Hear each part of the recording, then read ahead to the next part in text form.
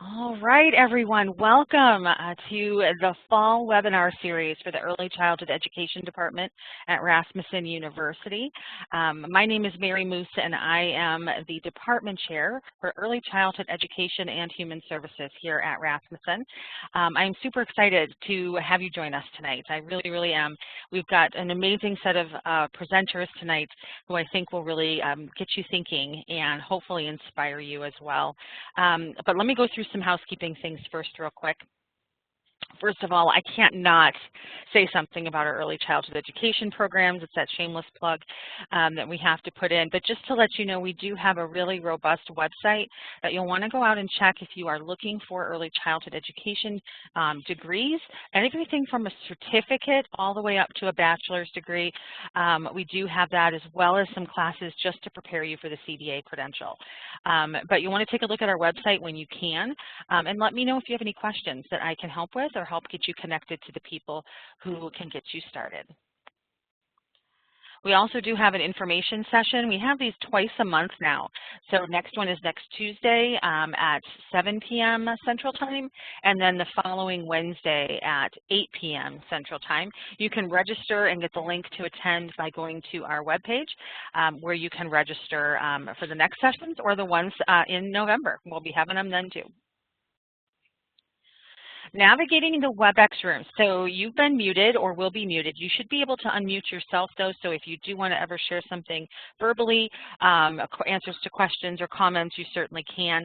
But most of our team and presenter or participants like to use the chat because they like to comment during the session, answer questions, share experiences.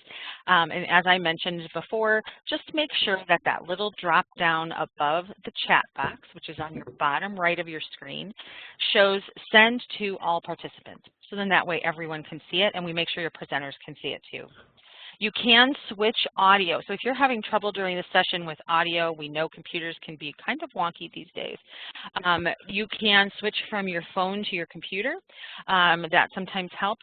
If it's really wonky, sometimes leaving and coming back in is best. It's just kind of a reset, and that will help. We will also be using minimal video, so really just our presenters this evening, so that you don't have to worry about being on camera because likely you're comfortable at home. And you just need to, just to consider keeping yourself muted if you are if you are at home. That way it's not distracting for our presenters and everyone can hear really well too. All right. Let's go one more. And 1 hour of in-service is going to be awarded to you for attending tonight's session within 48 business hours. So by the end of the evening on Monday night, you should receive an email from Rasmussen that has a couple of things within it. So it's going to have a link inside the email to your certificate. It's not an attachment. It's linked through the email. It works best that way for most systems. And then also we'll likely have some information from our presenters about the topic at hand and that sort of thing. So you'll want to make sure to read your email and keep an eye out for that so you can get the latest information. Do know if you don't get that email by Monday night, we do ask that you check your junk folder, your spam folder, just in case it gets sent there by accident. And if you still don't have it, give me an email and we can get you your certificate. All right, I didn't want to take too long, so I want to go ahead and just send this over to our amazing presenters, our guest speakers tonight from Bright Horizons. We have Melony Gibson and Kelly Hansinger. So I'm going to go ahead and turn it over to you guys and let you guys take it away.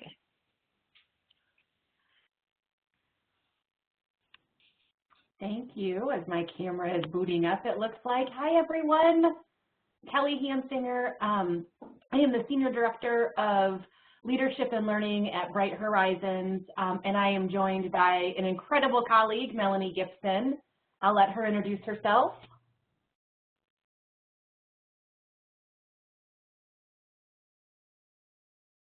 Maybe not.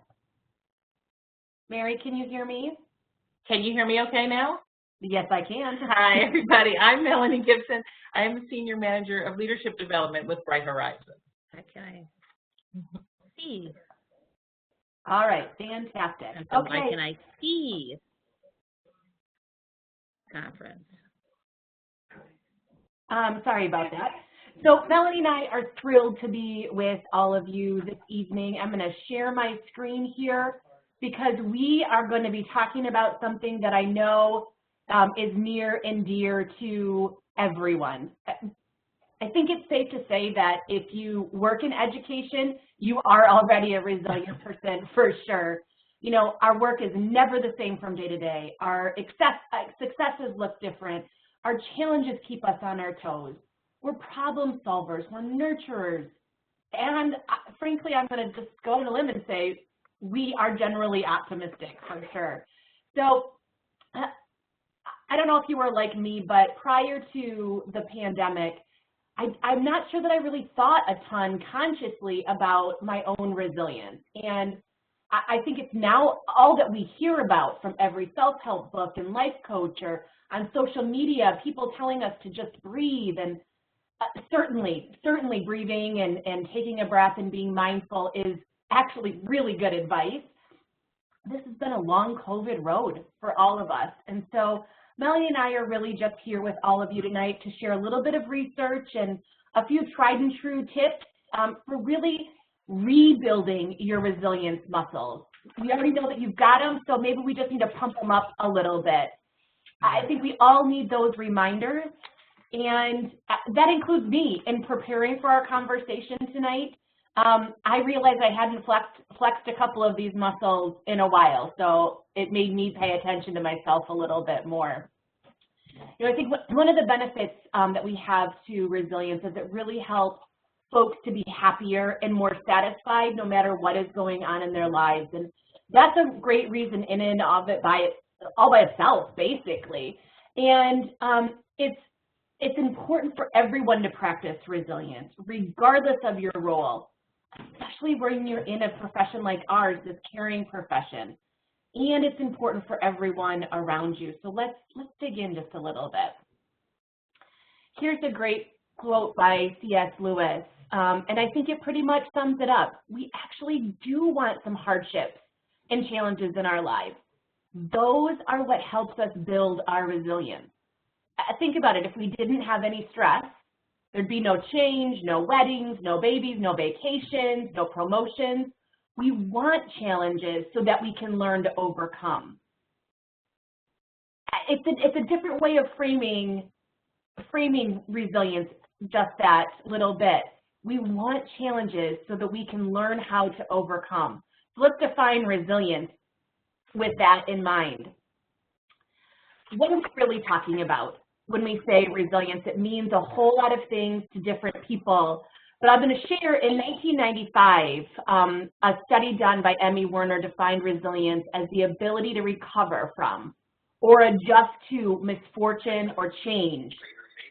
And so think about this.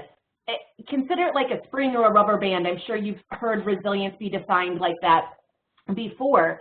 It's really that a rubber band, a spring, is stretched. Resilience is the ability to bounce back from a challenging situation. And in the context of our work in the field of early care and education, many of us meet children and families whose rubber bands, they're stretched, they're strained. Our rubber bands have been stretched and strained to points we never thought were possible. But in the work that we do in and every day, it's our role as educators and as education leaders to really work as tirelessly as we can with them to help them bounce back. It really has not been any more true than the situation we found ourselves in during this entire pandemic. So Melony and I are going to describe a couple of things that kind of lay the groundwork of resilience. I think it's important to note a couple of things here. This slide really is giving you some information on risk factors. And what in the heck does that mean? You know, risk factors are important to discuss when we're talking about resilience because resilience isn't the absence of a difficult situation, of difficulty in general, of change, of challenge. Actually, resilience is the opposite. The researchers that you see noted here, Denart and Denart, they define risk factors as the negative influences, situations, and characteristics that contribute to the probability that an individual will have difficulty coping with life. The good news here is that there are things that each person can do to help mitigate those risk factors. That makes sense? Give me a thumbs up in the chat if that makes sense. Great. So to help mitigate those risk factors, we've got protective factors. Yay! And in that same study by Denner and Denner, they identified these things called protective factors. Think things like resources, processes, characteristics that will help an individual buffer risk and build resilience. If you consider the risk factors of a storm, the last slide that I just showed you, the protective factors are the umbrella in that storm. They keep us from getting completely soaked. We're going to get wet. We're going to probably get a few sprinkles on us, but we're not going to get completely soaked because we have the umbrella of these protective factors to help support us. So hopefully you will really like this next slide here, because why should we pay attention to any of these protective factors? Great question. I know you're going to like it because you're educators and I know you want to learn. What do these protective factors help us do? They help us navigate stress. We are able to lead on them to help navigate stress. Believe it or not, they help us decrease burnout. And I know that we are all in need of some support there. The other thing is that protective factors, they can be taught. You're not born with a finite number of protective factors. It's something that you can grow within yourself anytime you're willing to put the work in there. Protective factors, they can be measured. They influence the outcomes of children and organizations.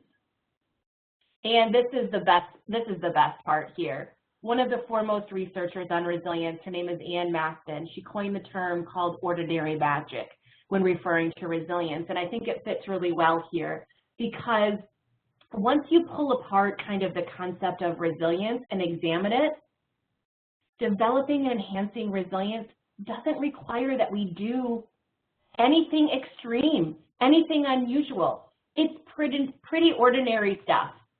But what resilience can do for a person, that's the piece that's magical. That's what I'm excited about to share with you. And here we go.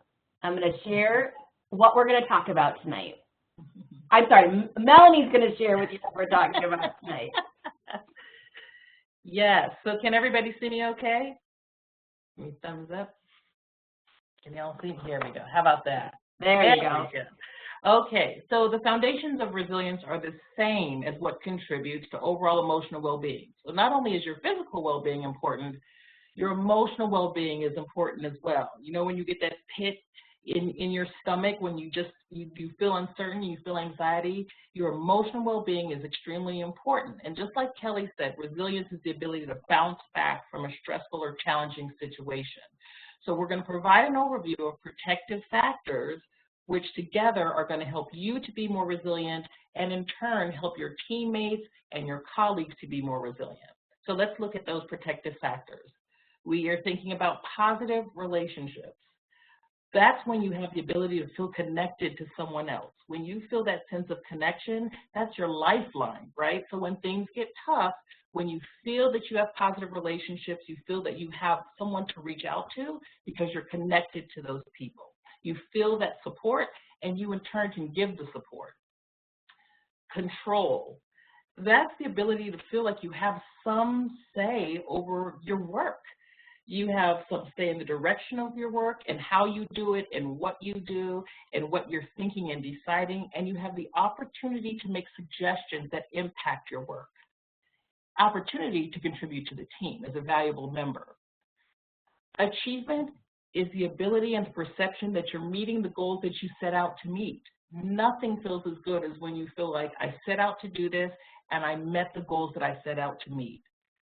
Meaning, that's knowing that you and your work makes a difference every day. As early childhood educators, that's what we set out to do, make a positive difference in the life of children and their families and the field every single day.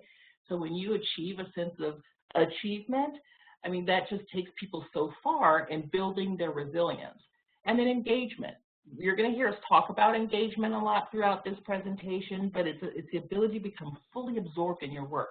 You know, like when you get engaged in a television show, you get engaged in an activity, nothing can dissuade you from that or take you away from that because you're so hyper-focused on what it is you're doing, because you're enjoying it and you're passionate about it. And that's that sense of engagement that we want to build through resilience. So we're going to start the discussion by talking about engagement because we want to promote that ultimately. Engagement is an absorption in what you're doing, right? Like I talked about with the TV show or with an activity, maybe with a puzzle. It's a sense of fulfillment and satisfaction. And wouldn't we all like to feel a sense of engagement when we go to work, when we go to school, in our relationships, that sense of satisfaction and fulfillment? Time just seems to fly by. Employee engagement is the emotional commitment that employees have to not only the organization, but to the goals of the organization, to the team, to the actual position. So that means people aren't just working for a paycheck. They're not just working for the next promotion, but they work on behalf of the team, the organization, the community. That's engagement. When employees care, they're more engaged. And we know, and studies show, that more engaged employees mean a higher level of satisfaction and a lower level of turnover. And I think we can all understand that right now, at this time in our, in our field and in this world, turnover is a real challenge for us. So think about what is it that can make an employee feel so engaged that turnover decreases. So think about a work-related activity that causes this to occur. I think it's an interesting question, Melanie. Thinking about ourselves, what do we do in our classrooms, at school?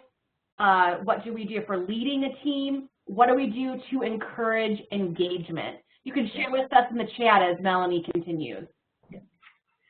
So when you're present, you're fully engaged. And I don't just mean physically present, right? I mean, when you are really present, your mind, your body, your spirit, you're fully present, then you're fully engaged. So let's compare it to a smartphone. We're going to think about your brain as like a smartphone, right? And you know when you have lots of different pages open or screens open that it drains the battery. So your battery experiences glitches, you slow down. I mean, look at all of these things here on the screen. It's so much going on and there's so much information coming in that becomes a bit of sensory overload. So we're dealing with something called cognitive overload. So that's the amount of information that your working memory can hold at any one given time. We have a lot on our mind. We're juggling a lot of things, not only at work, but also with school and with your personal obligations. So your brain cannot function at an optimal level when we overload it. Nobody's brain can. We get decision fatigue. Have you ever had that feeling that you just think, I just want someone to make a decision as long as it's not me? Like I am just incapable of making a decision right now. That's because you've made decisions all day long and you've been multitasking and you just want that responsibility off of your plate. So multitasking is going back and forth quickly or rapidly between tabs and you just can't do it. We are draining our batteries. So the first critical tip I have is to try to reduce the amount of multitasking that you're doing and limit the amount of things that you have open and on all of those screens. Do something thoughtfully and limit how much we're multitasking throughout the day. So if you think about a multitasking example, brainstorm ideas on how to reduce multitasking during the day. Is there one screen you can close down to prevent the issue of multitasking? Is there something different that you can do to reduce the amount of multitasking you're doing throughout the day?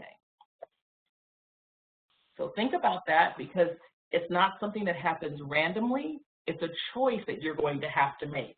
You really do have more control over this than you can think. Remember we talked about having a sense of control, how empowering that is? Think about how intentionally you will take something off of your plate. So if this sounds like, you know, they're leading us towards mindfulness, you're right.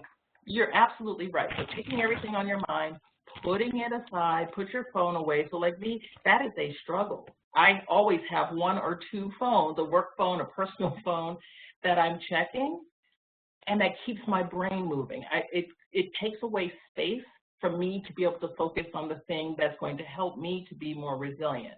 So the ideas of mindfulness and flow have really begun to catch on, and it's not because they're trendy, it's because they work. So I bet most of you have had your best thought when you're in the shower or you're driving in the car. It allows you to be present, to be in the moment, to be focused on the task at hand. It allows you to think. Find time each day that you can get fully engaged in your work, to reflect on the day, to reflect on what you'd like to do differently. This might mean actually closing a door or saying no. Imagine that, actually saying no. Prioritize work that requires high skill versus surface level work. So the surface level stuff is the stuff that eats away at our time and well-being. And as we'll continually mention throughout this session, consider how you can help your team to focus, and you as well to focus, and what you might be doing that currently gets in the way. So you're going to prioritize, you're going to think about those things that need to happen right now, and those things that you really don't need to do right now that can wait until a later time.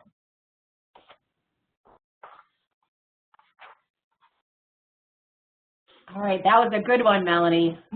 You got this. Easier said than done, though. At the end of each one of these slides, we're going to have those couple of quick tips for you. So the next ingredient on resilience that we're going to focus on is positive relationships. Notice I use the word positive relationships. And think about those that bring you happiness in your life. Think about that one person right now. Just think about one positive relationship. What do all positive relationships have in common? They're built on a mutual honesty and respect, kindness, care,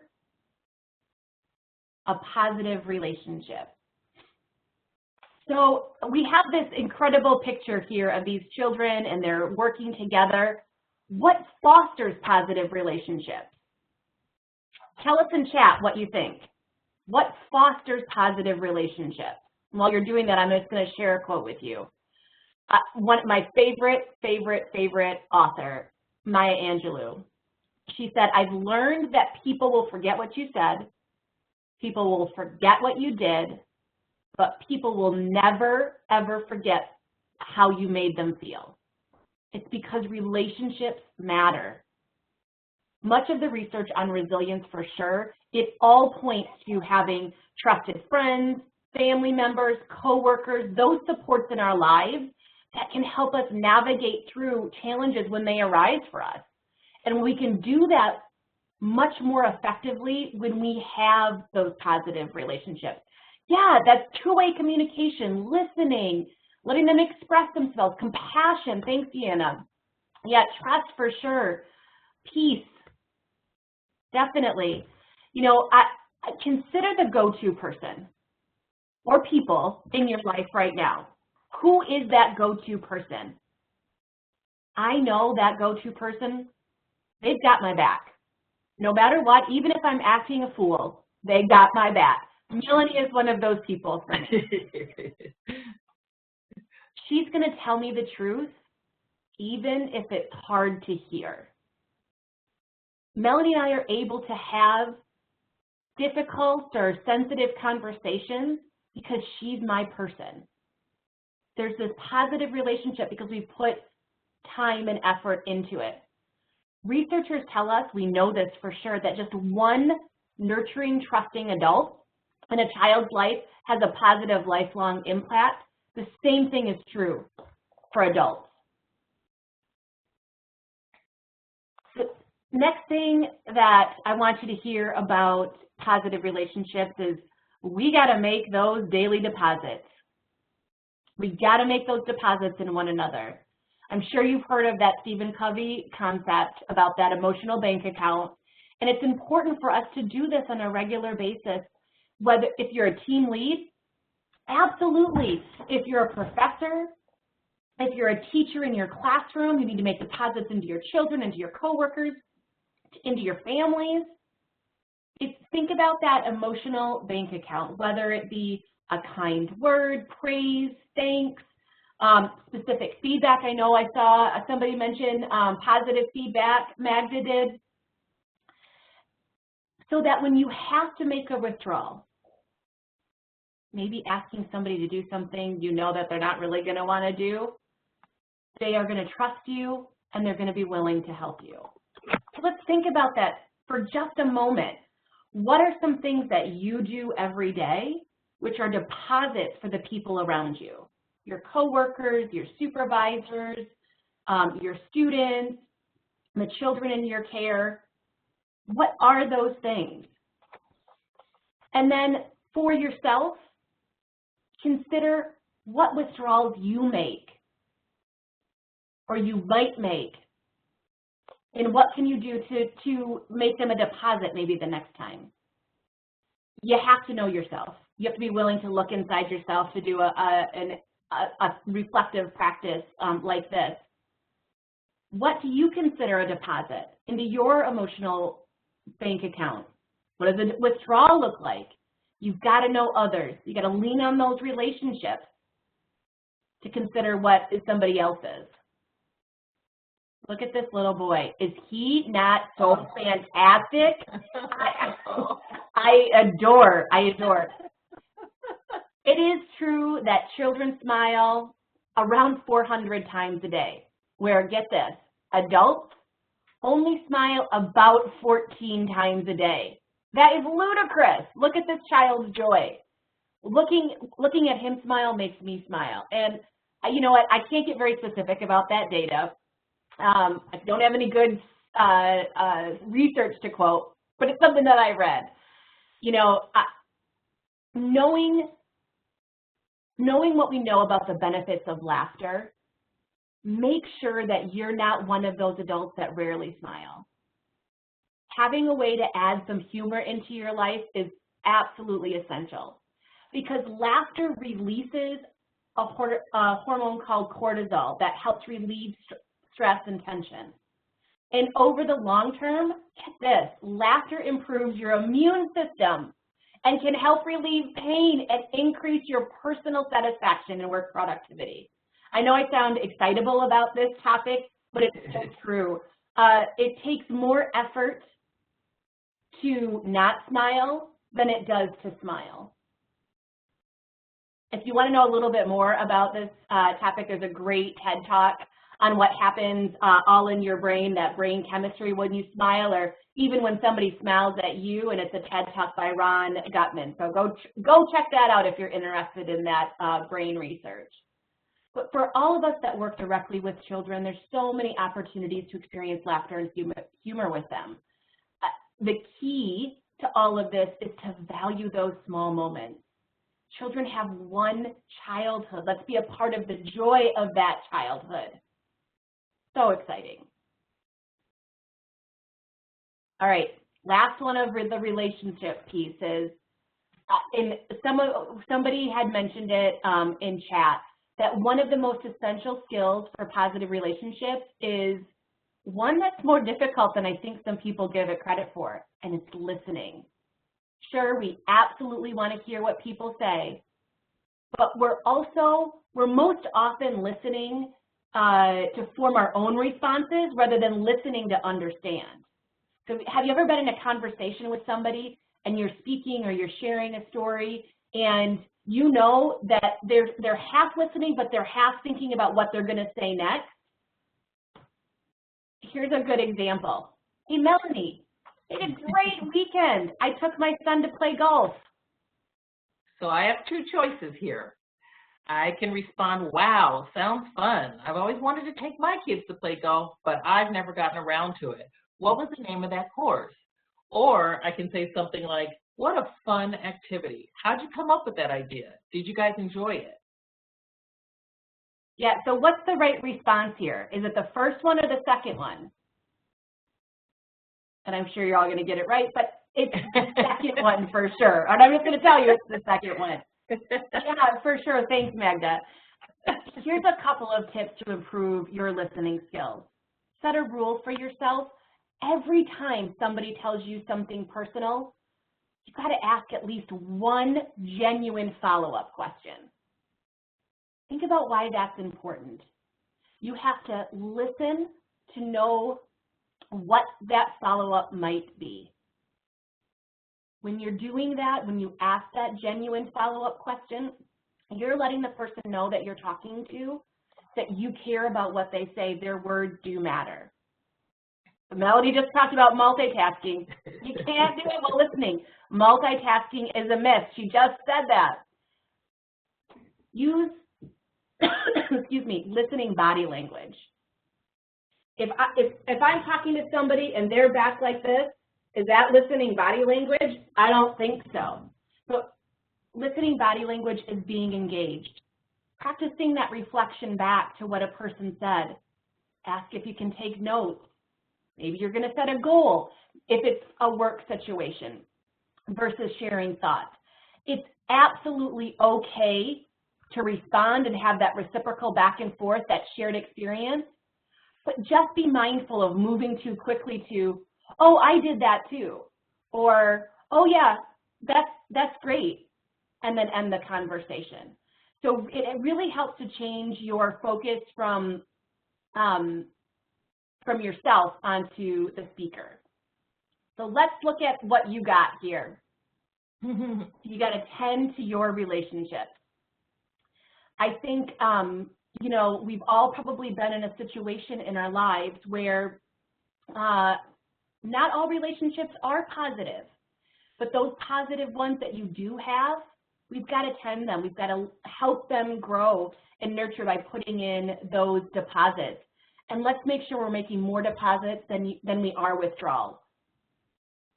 Find joy, even in the small things.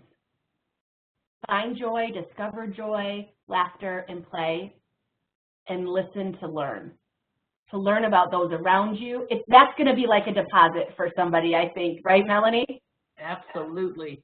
Absolutely. It's funny, Kelly was talking about kind of really working on listening. I work on that every day because sometimes I just want to say things that I think will help to support, you know, my friend or my colleague or my person, and I have to realize, but I'm not listening to them in the moment. And what a loss that is for me, right? Not only is it a loss for them, it's a loss for me as well. So I think that's important to remember. So here we go. Resilience ingredient is control. Look, I see Mary saying I'm a horrible listener. I know, Mary. I have to work on that as well. Control is so important because it really is something that helps people to be resilient. This is when you're able to make decisions for yourself and have some autonomy, right, over those decisions. And I think about that kind of the battle sometimes that you might have with a young child and getting dressed in the morning, right?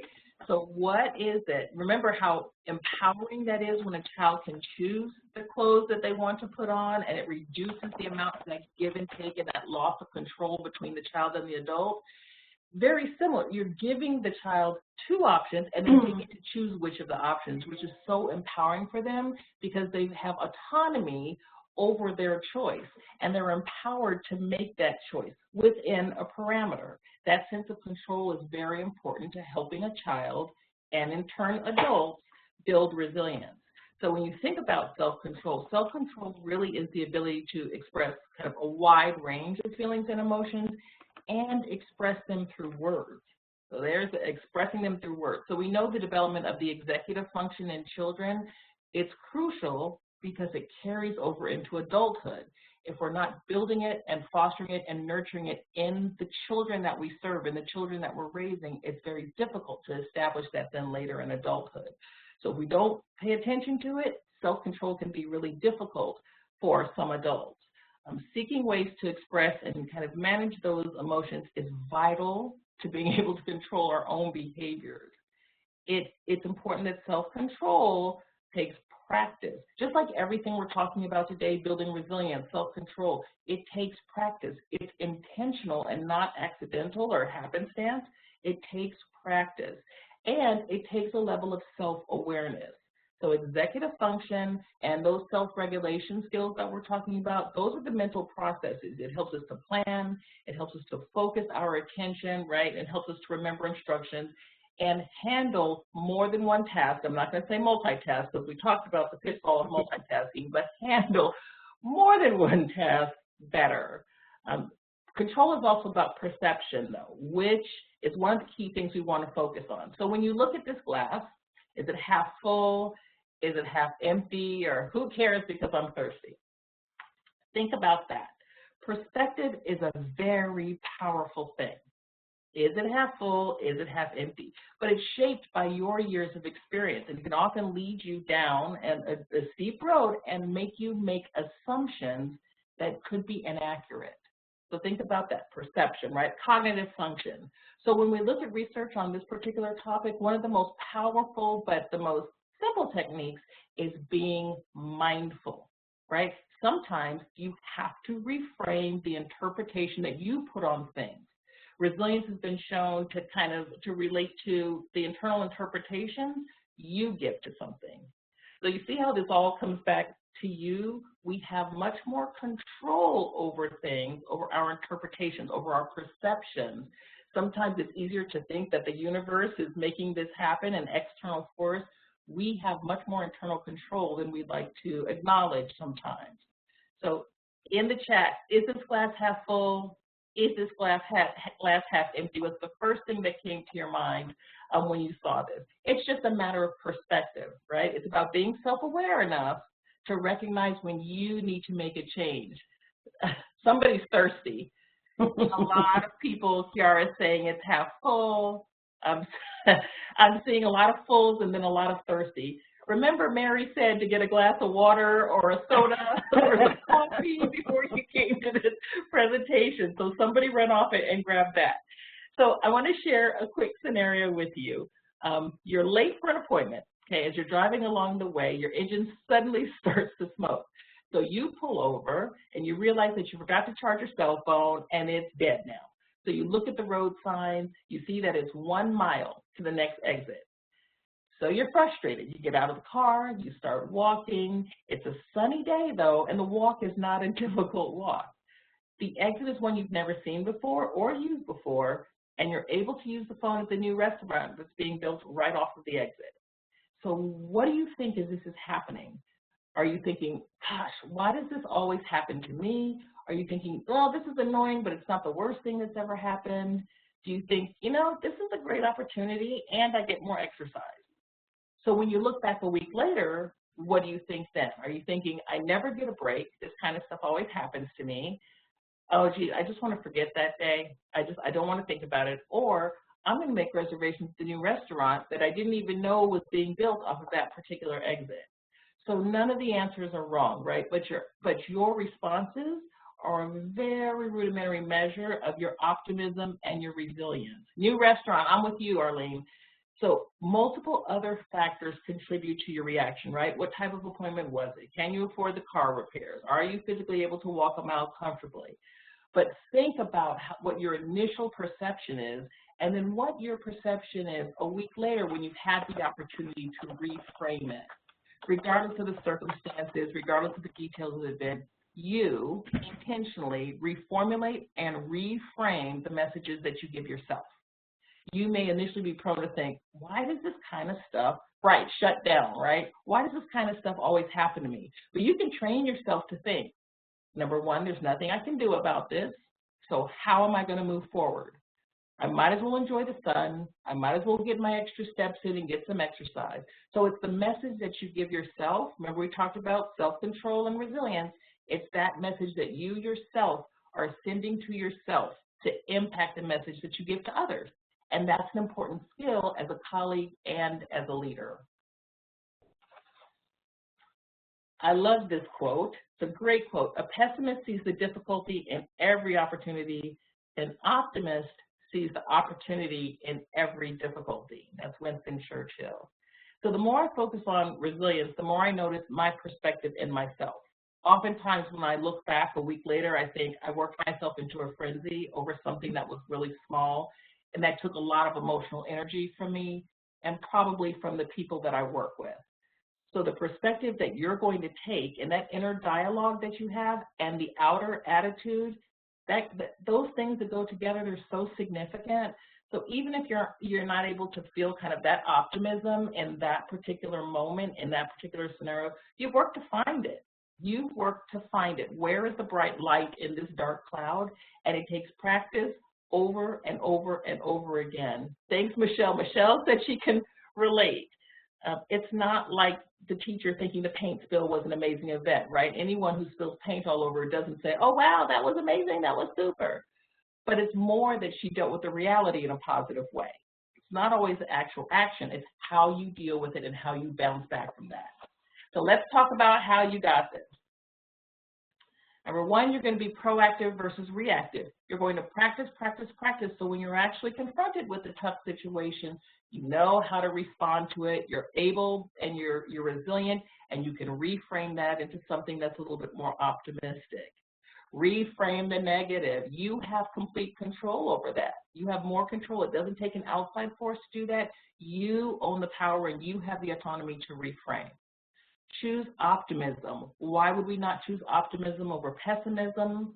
Sometimes having a sense of control can come from the small things. And ask for and act on suggestions. Ask a colleague. Like Kelly said, ask a trusted advisor that's going to have your back, but is also going to tell you the truth when you need it most. You know, I find, Melanie, and I think some of you might, in my work and in my personal life, I've encountered a lot of people that have a difficult time asking for help. Yeah. Right?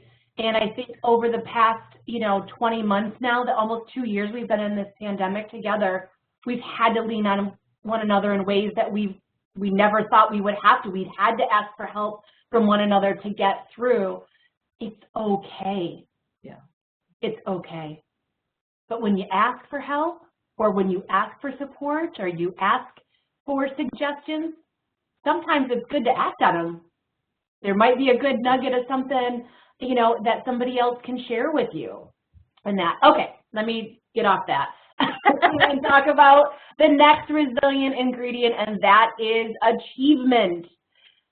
Super simple here. It's not always meeting your goals or having all the success in the world. I think Melanie had shared that earlier, but achievement can be about incremental progress, growth from our mistakes, personal accomplishment.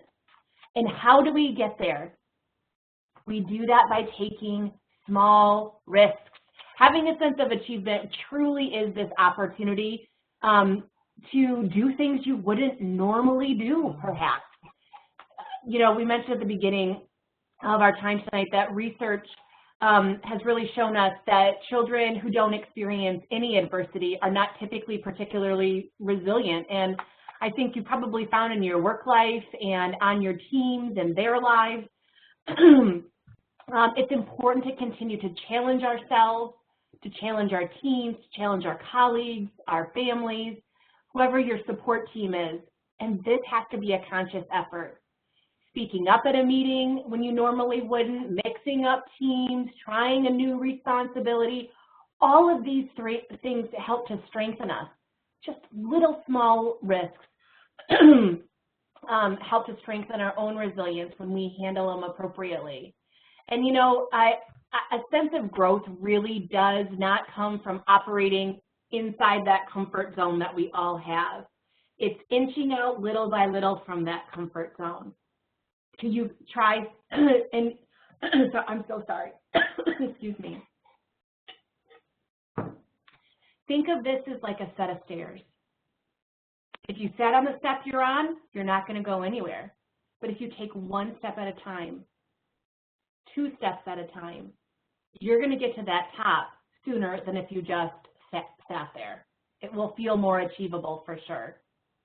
So what do we do when we climb those stairs? Gosh darn, we've got to celebrate. So how do you take the time? How do you ensure that you take the time to notice how far you've come? Do you? let me ask you a couple of questions. There's no right or wrong answers. This is completely self-reflective. But have you identified achievable goals for yourself recently? Does someone else know your goals and acknowledge your achievements? Do you know what your school goals are, your company goals, or your employee goals? Do you know how people like to be recognized for achievements?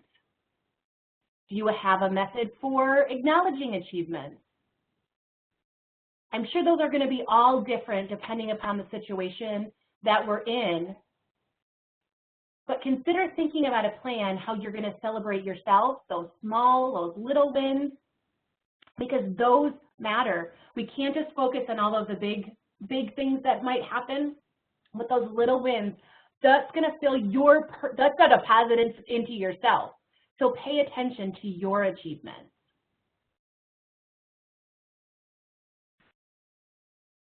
And this next one, be kind to your body.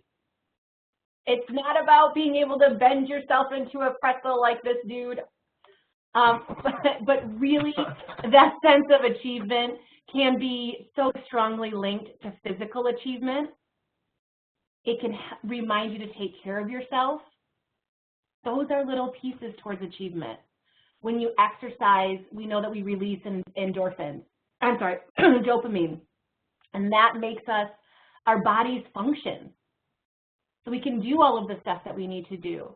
If you encourage or you support healthy living and exercise just a little bit, you might find that there's less absenteeism, less illness, less injury. As with all things, we're the role models for those around us. If you're in a leader role, yep, people are looking at you. But your colleagues, your co-teachers, your students, the children in your care, they're watching each one of us. So how can we do that? By taking care of our bodies. And it doesn't just mean exercise. It means drinking more water, taking the stairs. You've heard the one, parking further away from the door when you're someplace. Parking. And here's the thing about this. Just today, it was about 3:30 and I realized that I hadn't eaten yet today. That was not being kind to my body. Being kind is paying attention to cues and not getting too hung up in what I'm doing, but to pay attention. That is going to help your resilience. Can't be resilient if your body's falling apart. You know, this play on words here in this quote just makes such a great point. If you think life happens to you and you don't have any control over it, you're likely to have low resilience. But if you feel capable to overcome, regardless of how hard things might be, you're going to feel like you're in control, more likely to succeed along the way. It doesn't mean that you will never have a hard day. Doesn't mean you'll never want to bang your head against your desk. It just means you know how to move forward, one foot in front of the other, one stair at a time, and then we celebrate that. Okay, so you got this. Here's some things to think about. Try something new. What do you want to learn? What's one thing that you have always wanted to read, tried to do for yourself? Think about what those things are. Celebrate success and celebrate it often. It's okay to celebrate yourself. Get moving, move around. And the last one is mind your mindset. Okay, Kelly, I'm going to get moving and stretching my legs after this. I promise. Get my circulation going. Melanie, this is one of my favorites that you're doing next. Finding meaning in your work. That is a key resilience ingredient. You know, as an early childhood educator, I mean, I've grown up in the field. I've never had difficulty in finding meaning in my work, not when I kept the child as the focus, right? I always, you know, Kelly made a point that it only takes one caring adult to make a real difference in a child's life and to make that impact in a child's life, and that carries such significant meaning for me when you think about it that way. So don't underestimate how important it is to connect with someone else, with your team and with yourself about the meaning of the work, because it can, I mean, these past few years have been very challenging for our field. It's been very challenging for our industry, but if you can bring yourself back to why we're doing what we're doing, why we chose this field, because I do believe it is a calling in a lot of ways. Is the work that you're doing meaningful work? Can you find the meaning? So I love this statement. What is your why? Have you heard this expression before? It's a pretty common expression now. You might have heard Simon Sinek say it. What does this question mean to you? So finding your why is like finding your mission. It's finding your purpose, you know, that thing that describes why you do the work that you do, why you live the lifestyle that you do. It's your calling and it's your conviction. It's that thing that you don't get swayed from. It is your very reason for being, right? So my why is because I do this because I understand the impact that we have on a child's future love for learning, on who a child becomes. And that's such an important role that we play that I think we forget about sometimes. And that can go both ways, right? Think about the positive impact an adult can have on who a child becomes, and then think about the negative impact that we as educators or as humans have on children when we're not doing the right thing. So my why is to be that person that impacts a child's life in a positive way. That's why I do what I do every single day. So you do it well, Melony. Oh, thank you. I swear it's just, you know, it is the reason, right? So let's talk about just a few simple things that you can add to your day and that are meaningful. They add meaning to your day and to others. So one is gratitude journaling. I know it sounds really woo out there for some people, but it's an amazing thing. You don't have to buy a special book. You can staple a bunch of papers together, but just writing down something that you're grateful for. For me, when I wake up in the morning, the first thing I say is I'm grateful that I was able to take a breath this morning. Now, I realize that's setting the bar kind of low, but sometimes that's what you've got. So write the things that you're grateful for. You know, maybe you wait to the end of the day, maybe you write them down as things happen. But when you look back on those things, it helps you to realize how much we have to be grateful for, and it helps us to kind of prioritize. Commit acts of kindness. Sometimes it's just a kind word, a kind look, or a kind gesture for someone else that can really turn a day around. Sometimes it's complimenting someone that wouldn't expect a compliment. It's a very small thing, but don't miss out on that moment. Grasp that moment. Offer genuine thank yous. Kelly talked about, you know, kind of being in the moment and really listening. Well, the same goes for offering an authentic thank you. You know, think about a specific thank you. Offer that and tell someone why you're thanking them. To think about today, I am grateful for what? If you had to think of one word or one phrase, what are you grateful for today? This week, I plan to do this anonymous small act of kindness. Is there an act of kindness that you can commit with a colleague, with a family person, with a friend? I'm genuinely thankful to blank for blank. Who are you thankful for? Who are you thankful to? Oh, thanks, Loretta. I'm grateful for you too. So debrief, when you get a moment, debrief and think about why you're feeling those things and why you're thinking those things. It really does change your mindset and help you to reframe your thought. So empathy, it's the ability to understand and share thoughts and feelings from another with their point of view rather than your own, right? You're looking outside of yourself. 3 types of empathy as described or identified by psychologists Daniel Goleman and Paul Ekman.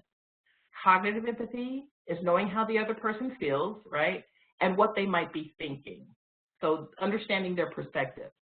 Emotional empathy is when you feel physically along with the other person, like someone stubs their toe and you go, ouch, because you can understand what that might feel like. And then compassionate empathy is when you're better able to understand a person's predicament and you feel with them. okay? And you might be even moved to help them. So empathy doesn't happen naturally for a lot of people. Don't assume that it does. Our society doesn't allow us to take a moment to step back and to breathe and just to connect with someone else. So it's a conscious choice. We've been talking about intention and being proactive all day. It's a conscious choice that you're going to make. But in teaching, especially in early childhood, empathy enables teachers and leaders to connect on a deeper level with the children and families that we serve each day. So here's the you got this moment. Reconnect with others, commit acts of kindness, and stand up and lead when you have the opportunity, even when it's scary. Even when it's scary. I love when that. It's scary. I'm laughing in chat because Michelle is talking about being a type A personality, thinking that she, you know, at the time had to do 10 things that she's grateful for. And it resonated with me because, you know, I'm a recovering perfectionist. Yes. And I was overthinking it for sure. It's shocking. Let me take some time to overthink my overthinking. Okay. Bring us on home, Kelly. Bring us on home. How do your resilience muscles feel now? Were these good reminders for you? Because it was a lot in less than an hour. We threw a lot of stuff at you. We're hoping that you found one nugget that you can take back and implement tomorrow. That's what we want. Just take a nugget and remember.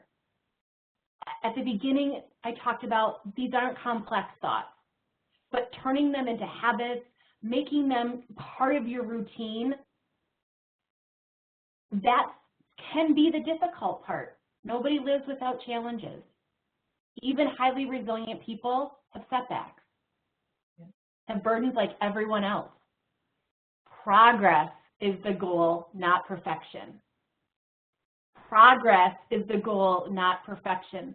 I'm not joking, but there was a period of time in my life where that was the mantra on my keyboard because I needed that reminder all the time. Yeah. Progress, not perfection. So I even hope at this point you're realizing that perfection, that's not even ideal. We don't want that for sure. I love this quote, Kelly. It's a good day to have a good day.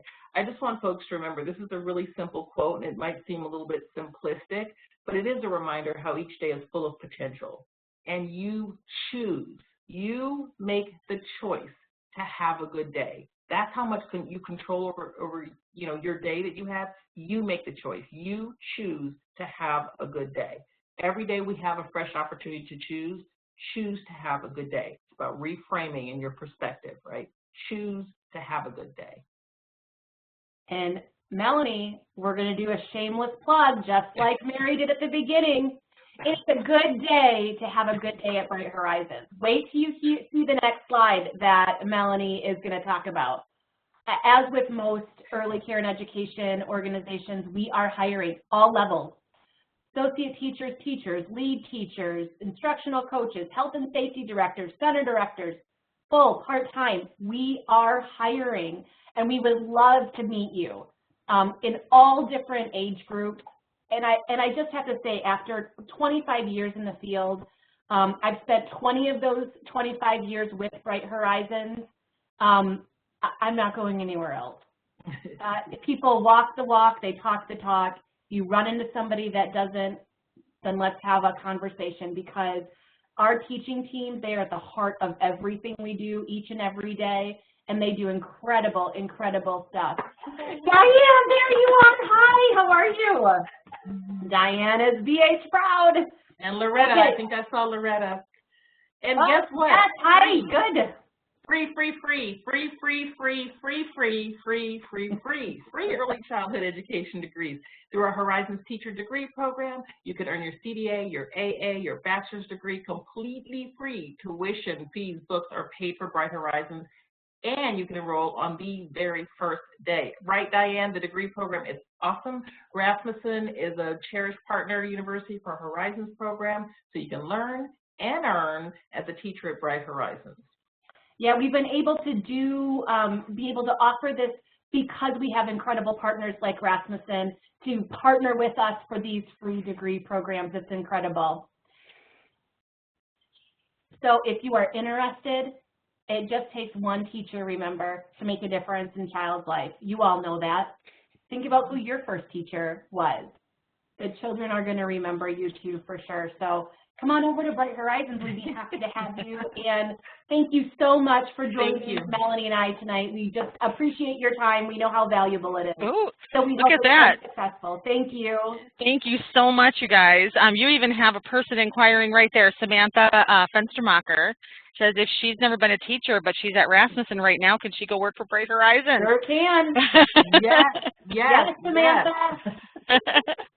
Absolutely. Email me, Hansinger@brighthorizons.com. We'll get you hooked up. Yeah, put your email in that chat so people can connect with you. Thank you so much, ladies. This is such a great reminder, and I know sometimes we think, oh yeah, we know all this already, but sometimes our brains can only hold so much information, and you need to be reminded because, like Kelly said, there's certain things that she noticed that she wasn't doing, and there's certain things that I noticed that I wasn't doing. So this is perfect timing right now too. So thank you so much for sharing this all with us.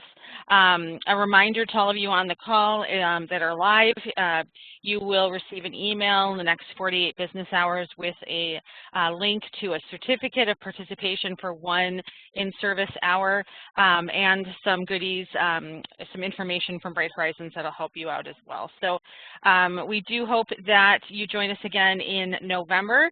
We're going to be exploring and expanding on the mindfulness topic in November. So we hope that you can join us then, and we want you to have a wonderful evening. Stay warm or cool, depending on where you're located, and make sure you get some sleep tonight, because that is one thing that will also help you be more resilient. So thank you so much, everyone, and thank you to Kelly and to Melanie for your wonderful wisdom tonight. Great. Thanks everyone. Be safe.